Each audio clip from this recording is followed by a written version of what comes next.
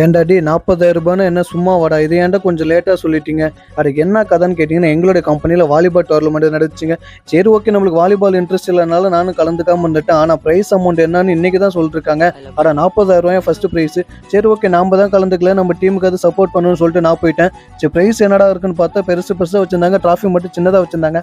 மணி எங்கன்னு கேட்டால் அது செக்காக இருக்குன்ட்டாங்க. ஸோ ஃபைனலாக எங்களுடைய டீம் செகண்ட் ப்ரைஸ் தான் வந்துச்சு. எங்களோட ஆப்போசிட் டீம் வின் பண்ணிட்டாங்க. சரி ஓகே, நம்ம அப்படியே ட்ராஃபியில் கையில் எடுத்துகிட்டு பொக்கையெல்லாம் கையில் எடுத்துகிட்டு ஃபோட்டோ பிடிச்சோம். கொஞ்சமாவது நம்மளுக்கு விளையாட தெரிஞ்சிருக்கணும், பட் விளையாட தெரியல. சரி டின்னர் என்னடா வச்சிருக்காங்கன்னு போய் பார்த்தா கனடியன் பீஸா. ஆஹா, பிரைஸ் தான் போச்சு, பீஸா எது கிடைச்சுன்னு சொல்லிட்டு இன்னைக்கு ஒரு புடி பிடிச்சிடலான்னு சொல்லிட்டு நான் உட்காந்துட்டேன். நல்லா உட்கார்ந்த இடத்துலயே ஓடிஎம்பி அடிக்கிறியே. பொதுவாக கனடியன் பீஸா டேஸ்ட் வேற லெவலில் இருக்கும். நானே எடுத்து ஒரு பைட்டு சாப்பிட்டு பார்த்தேன். அடா சிக்கன் பீஸா அந்த மாதிரி இருக்கு, பொருள் அந்த மாதிரி வருமா டேஸ்ட் சொல்ல போனா? வேற மாதிரி உங்களுக்கு வாலிபால் பிடிக்குமான்னு சொல்லிட்டு கமெண்ட் பண்ணுங்க. பாய்.